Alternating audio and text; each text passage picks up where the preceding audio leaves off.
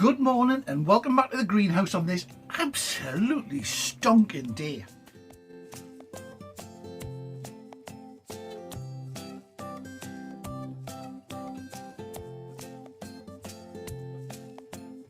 This is a quickie for you.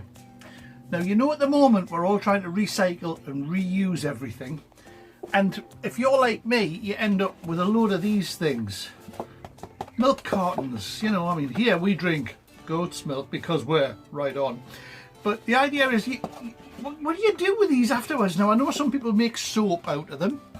Some people make firelighters out of them. What do you do out of them? Message me down below and tell me what you do. Well, I had an idea. At the minute, I'm growing a lot of seedlings to give to anybody, really. I'm trying to encourage everyone, you see, to grow their own vegetables in their garden. But I also loathe not only buying these things to use, but also giving them away because, you know, they all cost money. So I thought if we took one of these and with a sharp knife, now ask an adult to help you with this one, it may be possible to kind of cut down here and take a section out. Now, if I turn it upside down and take this off first, then by filling it full of growing medium, if it gets too wet, it'll just run out. So, sharp knife, cut straight along. Now, don't worry that you can't see this because I'm going to splice something in now. Now, you see, here's that magic cutaway I promised you. So, sharp knife. I say sharp knife, it's like a poker, this one. I got it on eBay last week for about £3. I seem to have to sharpen it every day, but it's not doing too badly, look. Couple of cuts along the end. Use a pair of scissors if you're not comfortable with a knife, and then simply discard this bit sensitively. Getting the idea now? As they used to say on Blue Peter, here's one I prepared earlier. So you can see all I've done is I've filled it up to within an inch of the top with a really nice peat-free compost. Now, this peat-free compost, I'm having a bit of difficulty with it because in this hot weather it doesn't hold the moisture. So what I've started doing is mixing in a bit of this. Now, if you're a fisherman, sea fisherman, you might recognise this stuff. It's vermiculite, and when you get your ragworm to go sea fishing, loads of that stuff's all around your ragworm, and what it does is it absorbs the moisture and holds it. So when you're putting seedlings into compost, it keeps the moisture around the roots of the seedlings. So here's a couple that we've got here, and these are little lettuce seedlings, and all we'll do is we'll transplant a few of them into here.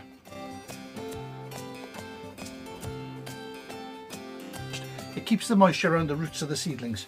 So here's a couple that we've got here, and these are little lettuce seedlings, and all we'll do is we'll transplant a few of them into here. And here's the tray of plants I'm using. You can see they're all higgledy-piggledy, and if I just take them out, I've given it a good soaking first, so when I lift these, you can see they should just come apart really quite easily, and then I can plant them on with all their roots. Now, this is the cutaway to the cam that you can see what I'm doing. I'm literally just potting a few in there, making sure that they're all cuddled in nicely. Plenty of compost. Now, I usually just grow all my own compost, but this year, I mean, I grew it again, but I just used it all very quickly, so there was no time to prepare enough to make enough for the garden. The reason, because this year I've got 3 gardens on. I'll show you some other videos of them. One is just a neighbour's garden, and it's just a field. I mean, really, it is a field. It's terrible. But, you know, we're planting a garden in there for them. Another one is where I have my business. I have some holiday cottages.